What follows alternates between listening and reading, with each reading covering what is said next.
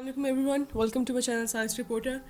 आज जो है आप लोगों की काफ़ी बातों के बाद मैंने सोचा कि आप लोगों ने काफ़ी दफ़ा कहा है कि पेपर प्रेजेंटेशन करना सिखाएं, तो मैं आज पेपर जो है प्रेजेंट करना सिखाऊंगी आप लोगों को कि पेपर जो है एफएससी बोर्ड में या फिर अगर आपने मैट्रिक का दे रहे हैं तो उसमें आप जो है पेपर प्रेजेंट कैसे करते हैं। ठीक है, कोई लंबा चौड़ा प्रोसेस नहीं है, सिंपल सी बात है। आपको कोई डिज़ाइन नहीं मारने होते पेपर के अंदर। आपका जो प्रेजेंट करने का तरीका का मतलब ये है कि आपको थोड़ा बहुत जो है वो प्रोसेस बताओगे किस लिहाज से लिखते हैं और इसके बाद जो है वो किस पॉइंट को कहाँ हाईलाइट करना है और कैसे करना है। ठीक है, मैं आज आपको वीडियो में वैसे कुछ बताऊंगी। वीडियो के एंड देखिए ताकि आपको सारी इन्फॉर्मेशन जो साथ साथ मिलती जाए एंड मैं कोशिश करूँगी 5 मिनट्स के अंदर वीडियो कंप्लीट करूँ। ठीक है, हम सबसे पहले कहते हैं आपको नज़र आ रहा होगा फर्स्ट पेज। मैंने इस वीडियो के अंदर सबसे पहले बात की है कि मैंने सिर्फ फिजिक्स को या फिर केमिस्ट्री के लिहाज से नहीं बनाया, मैंने सारे पेपर्स को इकट्ठे किया है, सारे मतलब सब्जेक्ट्स को, जिसमें उर्दू भी है, जिसमें इंग्लिश भी है, ये तमाम सब्जेक्ट्स को इकट्ठा किया ताकि उसमें डिफरेंट जो है वो पेपर में क्वेश्चंस आए होते हैं डिफरेंट लिहाज से। कोई टेबल्स के फॉर्म में होता है, कुछ डायग्राम्स के फॉर्म में होता है, उनको कैसे प्रेजेंट करना है। ठीक है, तो सबसे पहले हम लिखेंगे सेक्शन बी।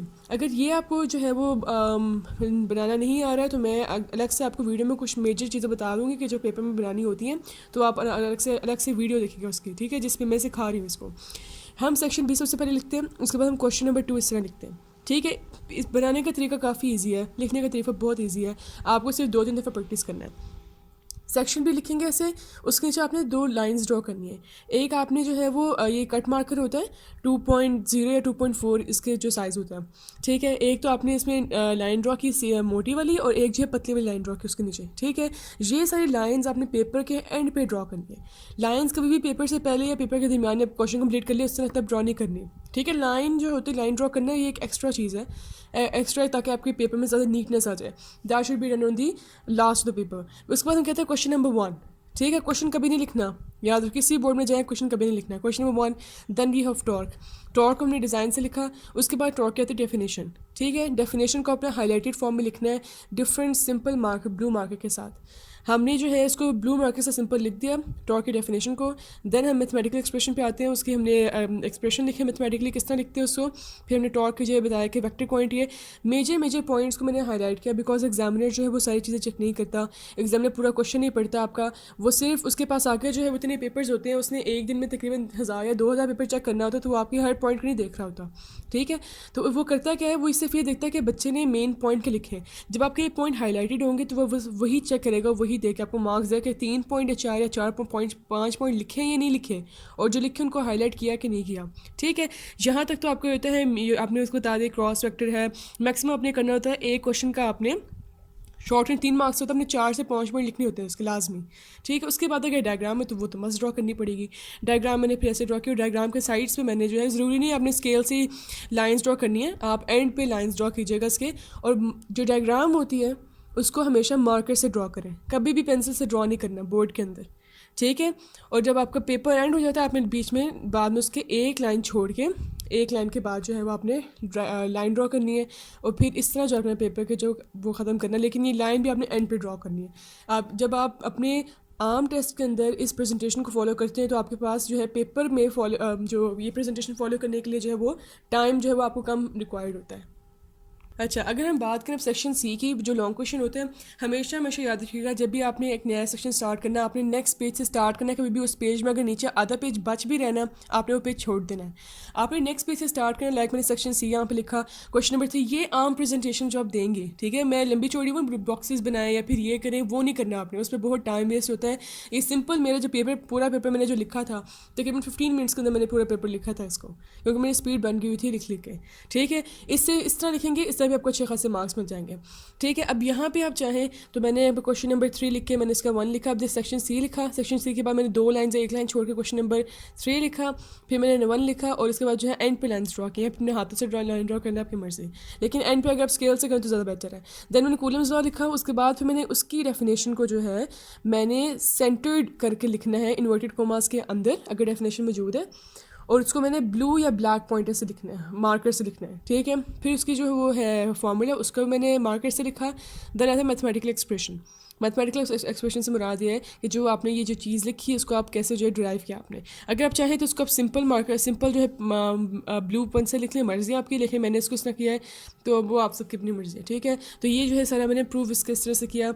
साइड पे ड्रॉ भी करें कि हमने क्या क्या जो है वो उसको इक्वेशंस दी हैं। ठीक है, अच्छा, अभी इसका इसी के लॉन्ग क्वेश्चन की जो है वो ये कंटिन्यूएशन है। इसमें वो कह रहा है कि मैंने बताया कि जो कूलम कांस्टेंट है, मैंने इस पॉइंट को हाईलाइट कर दिया कि ये कूलम कांस्टेंट, एग्जामिनर को छोड़ नहीं पड़ना, उसने बस पढ़ना है कूलम कांस्टेंट की बात उसे की है, टिक लगा देगा।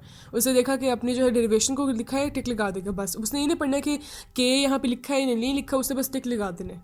ठीक, क्योंकि टाइम नहीं होता, सीधी बात जो है ये अंदर की बात है जो मोस्टली जो टीचर्स ज़्यादातर बताते नहीं है। ठीक है, तो हम डायग्रामेटिकल रिप्रेजेंटेशन की बात करें तो आपने हेडिंग दी इस तरह। ठीक है, इन हेडिंग में कोई टाइम नहीं लगता अगर आपकी प्रैक्टिस हो चुकी हो टेस्ट के अंदर, पहले से प्रैक्टिस करें तब जाके आपके जो ये टाइम जो है आपका कंज्यूम हो जाता है आराम से जाके पेपर के अंदर। ठीक है, और अब 15 मिनट पहले फारिग होंगे, इतनी गारंटी है। उसके बाद आपने डायग्राम जो है ड्रॉ की, डायग्राम मार्कर से ड्रॉ करनी है, उसके साइड पर बॉर्डरिंग करनी है, प्रॉपर एक्सप्लेनेशन आपने दी। अब इसमें मैंने मेजर पॉइंट्स लिखे, आपको करना क्या क्या है पीछे बता चुकी हूँ मैं, लेकिन फिर भी रिपीट कर देती हूँ। हाईलाइट मेन पॉइंट्स बता दिए मैंने, ड्रॉ डायग्राम्स विद मार्कर ये भी बता चुकी हूँ। In short questions make bullets. Okay, अब शॉर्ट क्वेश्चन आप लिख रहे हैं उसमें बुलेट्स के फॉर्म में लिखें, 1-2 भी ना लिखें, बुलेट्स बना के लिखें। ठीक है, 4 से 5 जो है वो लाइंस अपनी भरें प्रॉपर, या बुलेट्स के फॉर्म में तो 7 से 8 भी भर जाती हैं, और उसमें भी हाईलाइट करें प्रॉपर। बुलेट्स बनाएंगे तो मार्क्स मिलेंगे, वरना नहीं मिलेंगे। ठीक है, अगर पार्क सिटी की बात करें उसमें तो बुलेट्स नहीं बन सकते, तो उसमें तो आप ऐसे लिखें, लेकिन बाकी जो साइंसेज हैं या फिर कोई और सब्जेक्ट है उसमें आप बुलेट्स बनाएं। ठीक है, उसके बाद और इंग्लिश में भी नहीं बन सकते, उर्दू में भी नहीं बन सकते, साइंस के सब्जेक्ट में बुलेट्स बनाएं प्रॉपर। अब वो कहते हैं start next question from next page, specially long question. Long question है तो स्टार्ट नेक्स्ट पेज से स्टार्ट करें, उसी पेज से नहीं स्टार्ट करना है, बेशक आपके पास ज़्यादा पेज ही बच गया पीछे नीचे। डिमांड शीट्स, अच्छा ये पॉइंट सुन लें। Demand sheets before your 2 last sheets. कहते हैं एग्जामिनर जब हम पेपर कर रहे होते हैं उस टाइम पे हमारी अगर आखिरी शीट रह गई है तो हम तब पेपर मांगते हो। एग्जामिनर जो है तकरीबन 7 से 8 मिनट लगाता है पेपर लाते वक्त भी। ठीक है, इस तरह से चल के आ रहे हो तो एग्जामिनर उनको तो टेंशन कोई नहीं है, पेपर तो आपका जा रहा है। आपके अगर 2 आखिरी शीटें रह जाएंगी ना, मतलब कि आपकी 2 खाली शीटें रहती हैं आपके पेपर की, आपने उस टाइम पे शीट मंगवा लेनी है कि सर मुझे शीट लेते हैं, मैम मुझे शीट लेते हैं। ठीक है, उस टाइम पे आपका टाइम बहुत अच्छा खासा बच जाता है। ठीक है, उसमें वो फिर फॉर्मेलिटी सारी पूरी करनी पड़ती है उनकी, वो वहाँ पे सिग्नेचर करो, वहाँ पे सिग्नेचर, आपने सारा काम जो है पहले करके रखना है। पहले जो है मेंटालिटी को अपनी इस तरह रखें कि आप जो है वो पहले चल रहे हो पेपर से भी। ठीक है, फिर वो कहते हैं highlight major points at the end. ठीक है, आप देखें साथ साथ हाईलाइट करने का टाइम नहीं मिलता, आप बेसिक जो है उसको मेजर जो है लिख लें, उसके बाद आपके पास पेपर में तकरीबन आधा घंटा बच जाता है। उसमें आपने देखना है कि मेरा इस जो टॉपिक है इसके अंदर कौन कौन से, इस क्वेश्चन के कौन कौन से मेन पॉइंट बन रहा है, आप उसी के ऊपर जो है ना मार्कर से थोड़ा सा फेर दें। ठीक है, नज़र आ जाता है प्रॉपर कि लिखा क्या हुआ है उसके ऊपर, क्योंकि टाइम नहीं बचता अलग से पॉइंट मार्कर वो वाला खोलो, फिर वो वाला खोलो, फिर वो वाला खोलो। तो एंड पे आप एक ब्लू मार्कर सिंपल रखें, उसके बाद जो है अपने सारे जो है जो मेन मेन पॉइंट अपने हाईलाइट करने इस क्वेश्चन के अंदर, तकरीबन 4 से पॉइंट आपने हाईलाइट किए हों, उनको हाईलाइट करके जो है वो दे दें एग्जामिनर को। Draw lines under the headings eight the end. ठीक है, use different marker for headings and lines, ये भी ठीक हो गया।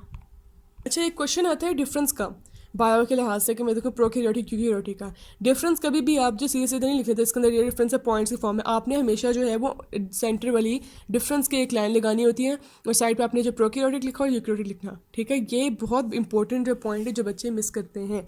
ठीक है, सेंटर में लाइन लगानी, उसके साइड पर जो प्रोकैरियोटिक यूकैरियोटिक। दूसरी बात, अगर लाइन नहीं लगानी तो एक न्यू स्टाइल आया कि ये ज़रूरी नहीं है कि आप वो सारे लिखें कि न्यूक्लियस की बात करें तो cell with no proper nucleus and cell with proper nucleus, तो आपने ऊपर हेडिंग दी न्यूक्लियस कि न्यूक्लियस के दोनों की बात यहाँ पे न्यूक्लियस ही होगी। ठीक है, फिर आपने नीचे राइबोसोम की दी कि 70 राइबोसोम, इसमें 80 राइबोसोम होता है।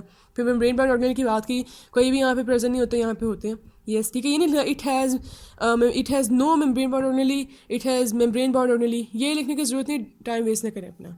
ठीक है, सेल की बात करें single cell and double cell multi nuclear वो जी। ठीक है जी, ये सारी तकरीबन और डिफरेंस भी तकरीबन 3 लिखने होते हैं आपने, और डिफरेंस अगर ऐसे लिखेंगे तो अच्छा लगेगा, एग्जामिनर को पता लगेगा कि आपने क्या एफर्ट पुट किया अपने क्वेश्चन को सॉल्व करने में। ठीक है, नेक्स्ट हमारा आता है अबाउट रिएक्शंस के, केमिकल रिएक्शंस अगर कोई आ जाए केमिस्ट्री के खास तौर पे, उनको कैसे अटेम्प्ट करें। जैसे हाइड्रोजनेशन ऑफ एल्कीन्स है, अब ये तो एक प्रॉपर रिएक्शन है, इसको कैसे अटेम्प्ट करना है वो देखते हैं, वो कैसे अटेम्प्ट करना है।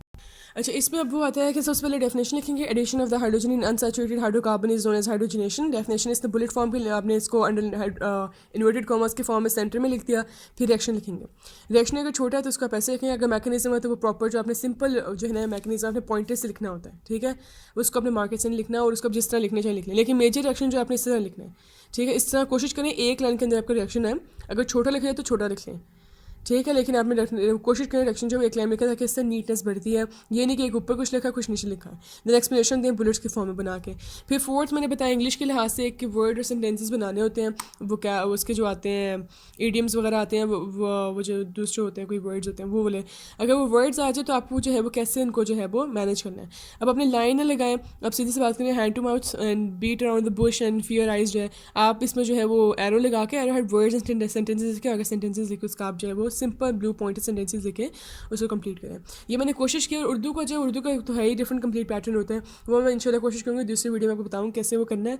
और ये मैंने जो है कोशिश जितना भी मैं निचोड़ था अपनी स्टडीज़ का एफ एस सी की मैट्रिक का मैंने बता दिया आपको। इस तरह मुझे जो है मुझे तो इस तरह मार्क्स मिले हैं। ठीक है, आप लोगों का नहीं पता। अगर आपको वीडियो अच्छी लगती है तो आप जो है वो वीडियो को जो है वो लाइक करें, शेयर करें, सब्सक्राइब करें एंड अपनी होस्ट साइंस रिपोर्टर को इजाज़त दीजिए। अपना ख्याल रखिए। अल्लाह हाफिज़।